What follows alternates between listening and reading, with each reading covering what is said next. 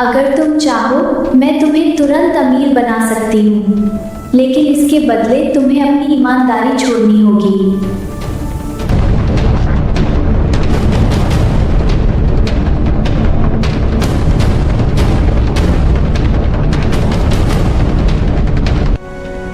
मुझे अमीर नहीं बनना, मुझे अपनी मेहनत और ईमानदारी पर भरोसा है।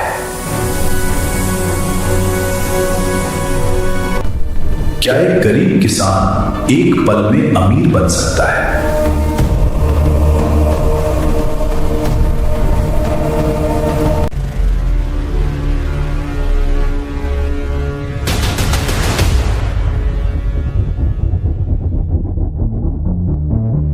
जादुई खेत, गरीब लेकिन ईमानदार किसान की कहानी। एक छोटे से गांव में एक गरीब किसान रहता था, रामू किसान। उसके पास जमीन तो थी लेकिन बहुत छोटी। दिन रात मेहनत करने के बाद भी उसके घर में मुश्किल से 2 वक्त की रोटी बनती थी। फिर भी रामू कभी बेईमानी या लालच का रास्ता नहीं अपनाता था। गांव के दूसरे किसान अक्सर कहते, रामू, थोड़ा चालाक बनो तभी अमीर बन पाओगे।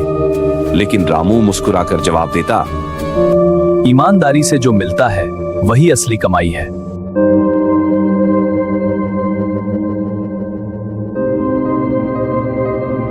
एक दिन खेत में हल चलाते समय रामू को जमीन के अंदर कुछ चमकता हुआ दिखा।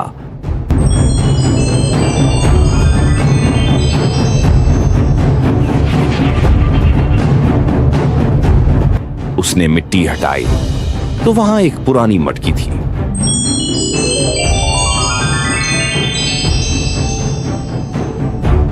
मटकी खोलते ही उसमें से एक हल्की रोशनी निकली।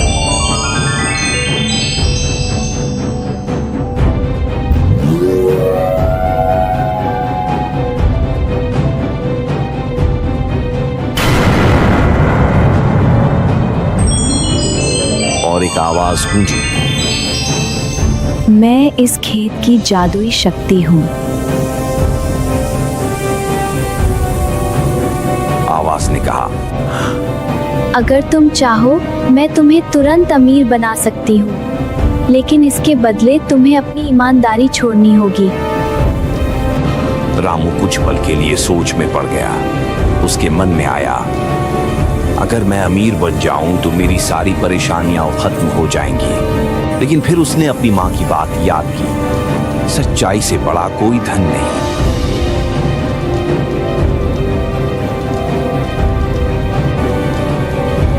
मुझे अमीर नहीं बनना, मुझे बस अपनी मेहनत और ईमानदारी पर भरोसा है।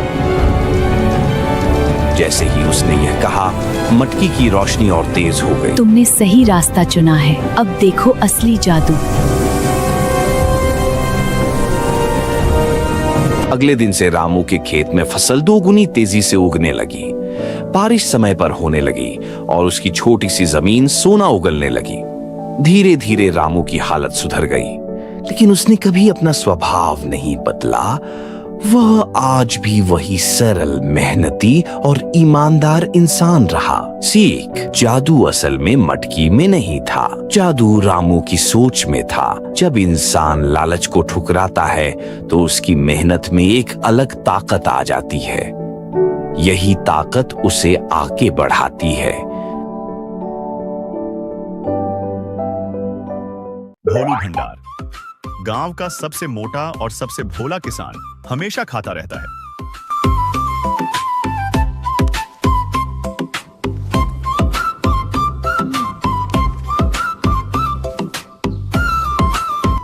चिंटू चतुर, दुबला पतला, चश्मा लगाए, हर वक्त बोलता है, मेरे पास प्लान है।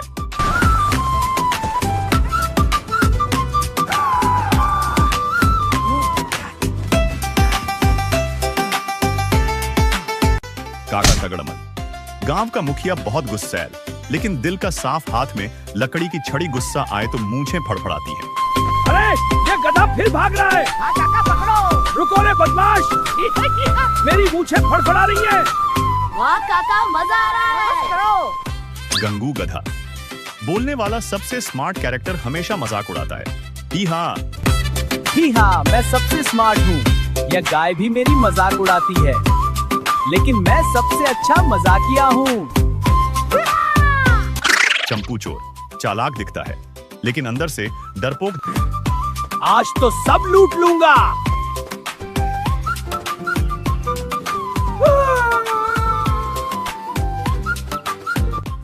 दादी प्लस बच्चे। दादी, अरे राम, अरे बदमाश बच्चे, रुको। पकड़ नहीं पाओगी शरारत के मास्टर। हाँ हम मास्टर हैं। हाँ बिल्कुल।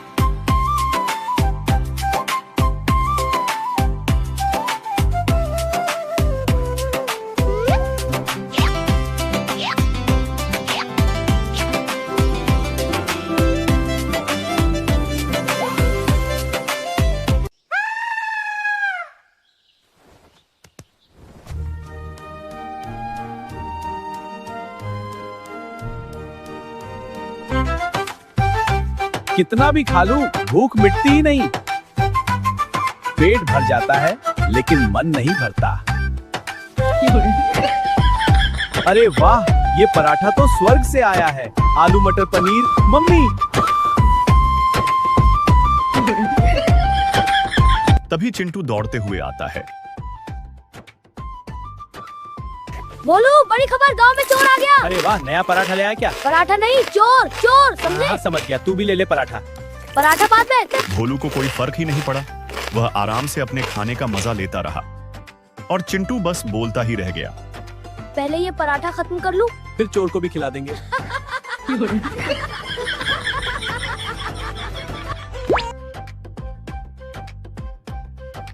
गांव में काका तगड़मल ने पंचायत बुलाई थी, तो चिंटू जाते जाते भोलू को अपने सारे आइडिया बता गया। काका तगड़मल गुस्से में, मेरी छड़ी कौन ले गया? आज छड़ी गई, कल कुछ और जाएगा। काका, आपकी मुझे ज्यादा डरावनी है।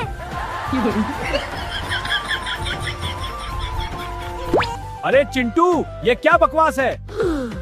मेरे पास प्लान है। जाल बिछाते हैं और जाल में पराठा रखेंगे। वाह! गांव में सब इतने ज्यादा हंसी मजाक में लगे हुए थे कि किसी ने बात को गंभीरता से नहीं लिया। तभी रात को चोर आ जाता है। चोर देखने में जितना डरावना लग रहा था, उतना ही वह अंदर से डरपोक था। वह धीरे धीरे गली से होकर भोलू के घर चोरी करने चला जाता है। भोलू के घर से बहुत खतरनाक आवाजें आ रही थी। पूरा घर हिल रहा था। चोर डरते डरते धीरे धीरे आगे बढ़ रहा था। जैसे ही वह थोड़ा पास पहुंचा, भोलू ने अचानक जोर से पराठों का असर दिखा दिया। चोर उस गैस के झटके को सह नहीं पाया और हवा में उछल गया। भोलू के इस तरह के स्वागत से चोर शर्मिंदा हो गया और उसने वहां से भाग जाना ही बेहतर समझा। वहां से तो वह निकल गया, लेकिन रास्ते में गंगू उसे सताने लगा। चोर ने गंगू को बहुत भगाने की कोशिश की, लेकिन वह टस से मस नहीं हुआ। गंगू, मैं बेस्ट राइड देता हूँ। पागल है क्या? भाग यहाँ से। चोर ने बहुत कोशिश की, लेकिन गंगू ने उसे गिरा दिया।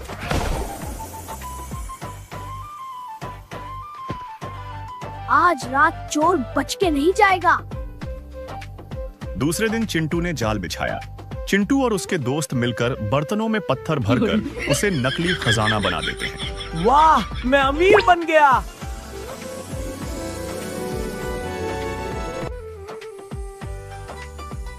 लेकिन जैसे ही चोर उस पर हाथ लगाता है, पत्थर गिर जाते हैं। ये खजाना नहीं, मुसीबत है।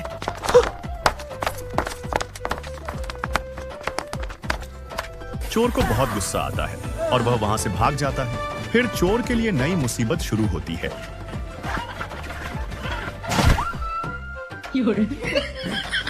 आज तो सब लूट लूंगा। चोर का सामना फिर से गग्गू से होता है। गग्गू जादुई था। वह चोर को जबरदस्ती बैठाकर तेज दौड़ पड़ता है। चोर चिल्लाता ही रह जाता है, लेकिन चाहकर भी गग्गू से नीचे नहीं उतर पाता।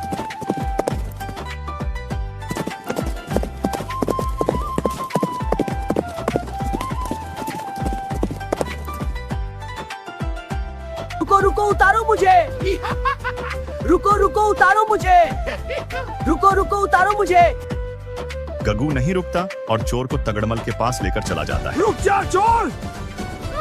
सब के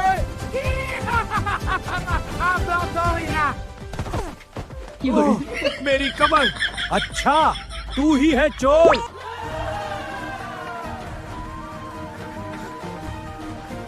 आखिरकार चोर पकड़ा जाता है और उधर भोलू पराठे खाकर हवा में उड़ने लगता है।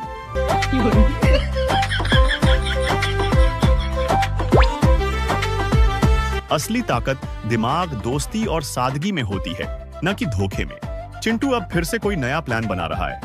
उसके पास आइडियाज की कमी नहीं और भोलू के पास गैस की। टूटा हुआ घोंसला, भरोसे की सच्चाई। घने पेड़ों से घिरे एक शांत जंगल में एक छोटी चिड़िया रहती थी, मीरा चिड़िया। उसने बड़ी मेहनत से टहनियों, पत्तों और मिट्टी से अपना एक सुंदर घोंसला बनाया था। वह घोंसला सिर्फ रहने की जगह नहीं था, वह उसका घर, उसकी सुरक्षा और उसका विश्वास था। एक दिन तेज हवा चली और एक लापरवाह बंदर ने खेलते खेलते उस पेड़ को हिला दिया। धड़ाम! मीरा का घोंसला जमीन पर गिरकर बिखर गया। टहनियां इधर उधर फैल गईं, मिट्टी टूट गई और उसका घर खत्म हो गया। पास ही एक बूढ़ा और समझदार पक्षी था, बाबा उल्लू। उसने मीरा को उदास देखा और कहा, रो मत, हम इसे फिर से बनाने की कोशिश करते हैं। मीरा ने उम्मीद के साथ टहनियां इकट्ठा की, मिट्टी झोड़ी और धीरे धीरे नया घोंसला बनाया। घोंसला फिर से बन तो गया, लेकिन अब वह पहले जैसा मजबूत और सुंदर नहीं था। कुछ टहनियां ढीली थीं, कुछ जगहें कमजोर थीं। मीरा ने उदास होकर पूछा, बाबा, यह पहले जैसा क्यों नहीं लग रहा? बाबा उल्लू ने शांत स्वर में कहा, क्योंकि जो एक बार टूट जाता है उसे जोड़ तो सकते हैं, लेकिन उसे बिल्कुल पहले जैसा नहीं बना सकते। यह घोंसला तुम्हारे भरोसे जैसा है। जब कोई उसे तोड़ता है तो हम उसे फिर से बना सकते हैं, लेकिन उसके निशान हमेशा रह जाते हैं। मीरा ने धीरे धीरे सिर हिलाया। उसने नया घोंसला स्वीकार किया, लेकिन अब वह पहले से ज्यादा सावधान और समझदार हो गई। और बाबा उल्लू की बात जंगल में गूंजती रही। टूटे हुए घर और टूटे हुए भरोसे दोनों जुड़ तो सकते हैं, पर कभी पहले जैसे नहीं रहते।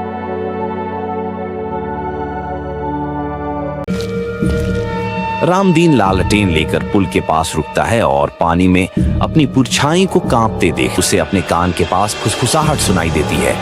मत देख। रामदीन झटके से सिर घुमाता है। पुराने पुल की परछाई।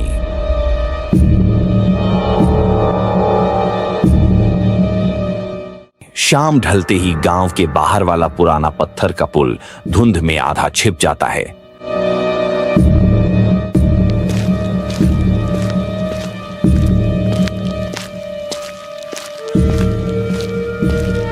रामदीन लालटेन लेकर पुल के पास रुकता है और पानी में अपनी परछाई को कांपते देखता है। उसे लगता है कि पुल के नीचे से किसी ने धीमे से उसका नाम लिया। हवा में अचानक ठंड बढ़ती है और लालटेन की लौ नीली सी झिलमिला जाती है। रामदीन डरते हुए भी एक कदम आगे बढ़ाता है, जैसे खुद को साबित करना चाहता हो। पुल की रेलिंग पर बंधा लाल धागा अपने आप हिलता है, जैसे किसी अदृश्य उंगली ने छेड़ दिया हो। रामदीन उसे पकड़कर कसता है और धागे में बंधी छोटी सी पीतल की घंटी बिना छुए बज उठती है। वो पीछे हटता है, पर उसके पैरों के निशान कीचड़ में उल्टी दिशा में बनते दिखते हैं, जैसे कोई उसे वापस पुल पर खींच रहा हो। दूर मंदिर की घंटी एक बार बजती है, जबकि वहां कोई नहीं होता। रामदीन की सांस तेज हो जाती है और वह पुल के बीच तक पहुंच जाता है। बीच में पहुंचते ही उसे रेलिंग के पास पानी की सतह पर एक चमकती गोल आकृति दिखती है, जैसे कोई जादुई सिक्का तैर रहा हो। वह उसे उठाने झुकता है, मगर हाथ लगते ही वह सिक्का ठंडी राख में बदल जाता है और उंगलियां काली हो जाती हैं। उसी पल उसे अपने कान के पास खुसखुसाहट सुनाई देती है। मत देख। रामदीन झटके से सिर घुमाता है, पर वहां सिर्फ धुंध और उसकी लालटेन की नीली लौ होती है। उसके चेहरे पर डर के साथ जिद भी साफ दिखती है। अचानक पुल के नीचे से पानी जोर से उफनता है और एक परछाई सी आकृति ऊपर उठती नजर आती है। रामदीन चीख दबाकर लालटेन आगे करता है और नीली लौ तेज होकर उसके चेहरे पर अजीब साए बना देती है। वह भागना चाहता है, पर उसके पैर जैसे जम जाते हैं।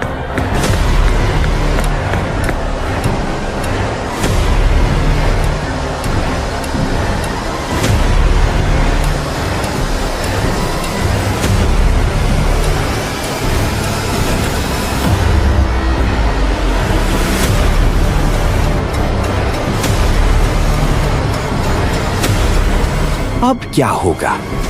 क्या परछाई रामदीन को हमेशा के लिए राज बना देगी? क्या होगा रामदीन के साथ? क्या वो परछाई उसी का इंतजार कर रही थी? आखिर क्या राज्य है रामदीन और उस परछाई के बीच? जानने के लिए देखिए अगला भाग।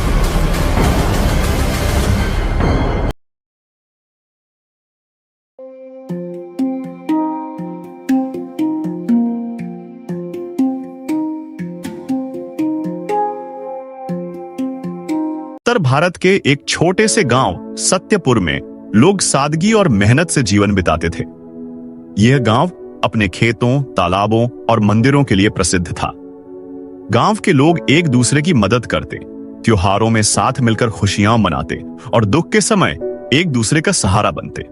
लेकिन समय के साथ कुछ बदलाव आने लगे। कुछ लोग लालच और झूठ की राह पर चलने लगे। धीरे धीरे गांव की वह पुरानी एकता और सच्चाई की पहचान धुंधली पड़ने लगी। इसी गांव में एक गरीब किसान रहता था। उसका नाम था हरिदास। हरिदास के पास थोड़ी सी जमीन थी जिस पर वह मेहनत करके अपने परिवार का पेट पालता था। उसकी पत्नी गीता और 2 बच्चे मोहन और राधा उसके जीवन की सबसे बड़ी पूंजी थे। हरिदास ईमानदार, सच्चा और मेहनती व्यक्ति था। वह हमेशा कहता, सच्चाई का रास्ता कठिन जरूर है पर अंत में जीत उसी की होती है। गांव में एक व्यापारी था। नाम था लाला रामस्वरूप।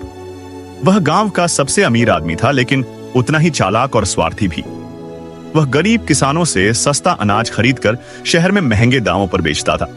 कई बार वह झूठे वादे करके लोगों को धोखा देता। हरिदास को भी उसने कई बार कम दाम में अनाज बेचने के लिए मजबूर किया, लेकिन हरिदास ने हमेशा सच्चाई का साथ दिया।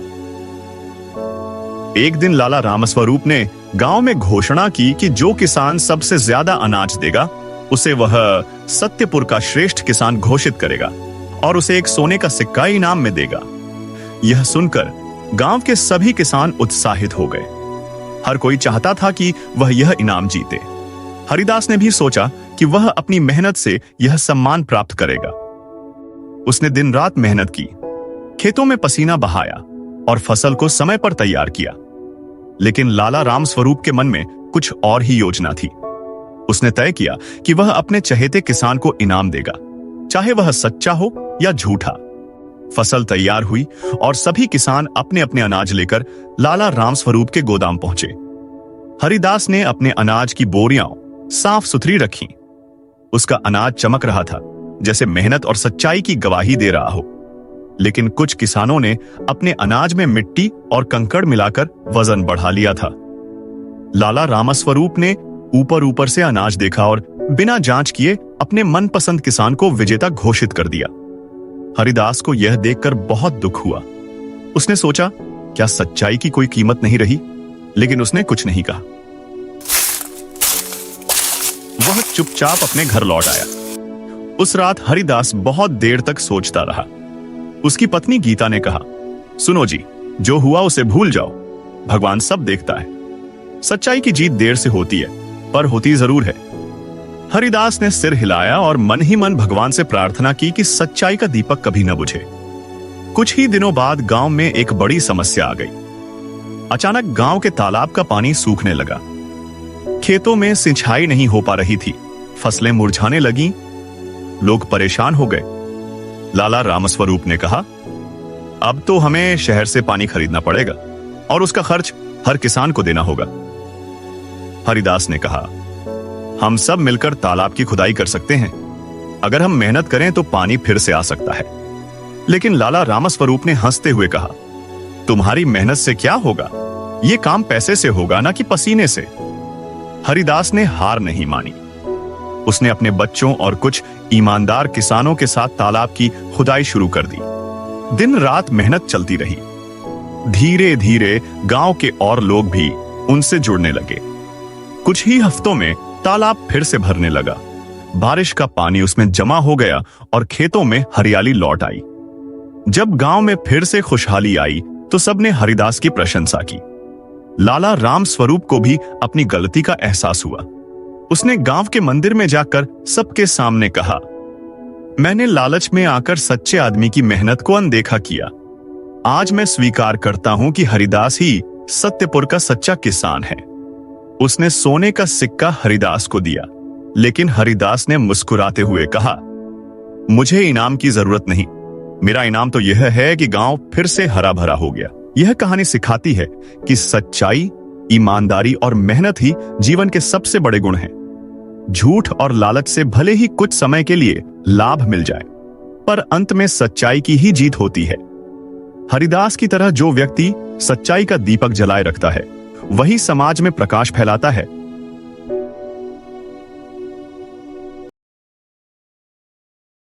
चालाक लोमड़ी और भरोसेमंद हाथी। एक घने जंगल में कई जानवर रहते थे। उस जंगल में एक लोमड़ी थी, बहुत चालाक लेकिन थोड़ी स्वार्थी। वहीं एक हाथी भी रहता था, बहुत बड़ा, शांत और भरोसेमंद। जंगल के सभी जानवर हाथी पर भरोसा करते थे, क्योंकि वह हमेशा सबकी मदद करता था। लेकिन लोमड़ी को यह बात पसंद नहीं थी। वह सोचती, सब हाथी की इतनी इज्जत क्यों करते हैं? मैं भी तो चालाक हूँ। एक दिन लोमड़ी ने एक योजना बनाई। वह जंगल के जानवरों के पास गई और बोली, क्या तुम्हें पता है, हाथी तुम सबको बेवकूफ बना रहा है। वह सिर्फ अच्छा बनने का दिखावा करता है।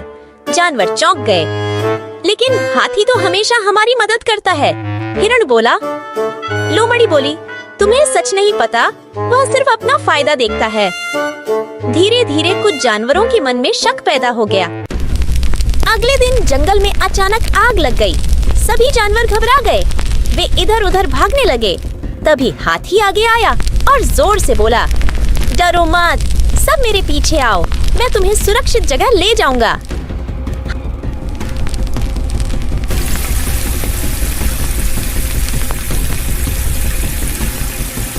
हाथी ने अपनी सूंड से पानी डालकर आग को थोड़ा रोका और जानवरों को एक नदी के किनारे सुरक्षित पहुंचा दिया। सभी जानवर बच गए। अब सबको समझ आ गया कि हाथी सच में अच्छा और भरोसेमंद है। लोमड़ी चुपचाप खड़ी थी। उसे अपनी गलती का एहसास हुआ। वह हाथी के पास गई और बोली, मुझे माफ कर दो, मैंने झूठ बोलकर सबको तुम्हारे खिलाफ भड़काया। हाथी मुस्कुराया और बोला, गलती सबसे होती है, लेकिन उसे मान लेना सबसे बड़ी बात है। लोमड़ी ने उस दिन से दूसरों के बारे में गलत बातें फैलाना छोड़ दिया और खुद भी सबकी मदद करने लगी। सीख, झूठ और चालाकी कुछ समय के लिए काम कर सकती है, लेकिन सच्चाई और अच्छे कर्म ही अंत में जीतते हैं। एक बड़े जंगल में शेर, हाथी, बंदर, लोमड़ी और खरगोश रहते थे। एक दिन जंगल में बहुत गर्मी पड़ने लगी और नदी का पानी सूखने लगा। सभी जानवर एक बड़े पेड़ के नीचे इकट्ठा हुए। दोस्तों, अगर हमें जल्दी पानी नहीं मिला तो हम सब मुश्किल में पड़ जाएंगे। मैंने कल नदी देखी थी, वहाँ अब बहुत कम पानी बचा है। तो अब हम क्या करें? अगर पानी खत्म हो गया तो हम कैसे जिएंगे? हमें जंगल के दूसरे हिस्से में जाकर देखना चाहिए, शायद वहाँ पानी मिल जाए।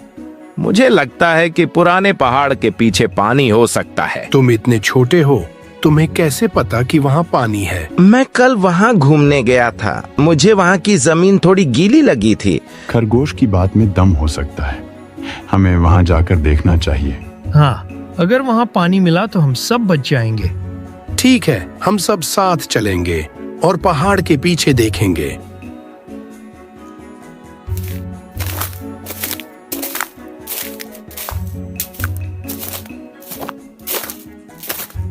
कुछ देर चलने के बाद वे पहाड़ के पीछे पहुंचे। वहां जमीन थोड़ी नरम थी। यहाँ की मिट्टी सच में गीली लग रही है। शायद नीचे पानी हो। हाथी ने अपनी ताकत से जमीन खोदना शुरू किया। थोड़ी देर बाद वहां से पानी निकलने लगा। पानी, पानी, हमें पानी मिल गया। यह सब खरगोश की समझदारी की वजह से हुआ है। आज तुमने पूरे जंगल की मदद की है। तुम छोटे जरूर हो, लेकिन बहुत समझदार हो। हम सब ने मिलकर काम किया, तभी हमें पानी मिला। सभी जानवर खुशी से पानी पीने लगे और जंगल फिर से खुशहाल हो गया। सीख, मिलकर काम करने से बड़ी समस्या हल हो सकती है।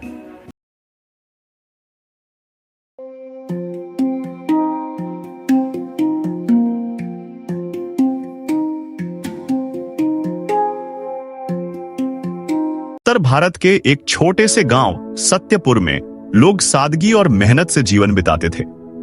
यह गांव अपने खेतों, तालाबों और मंदिरों के लिए प्रसिद्ध था।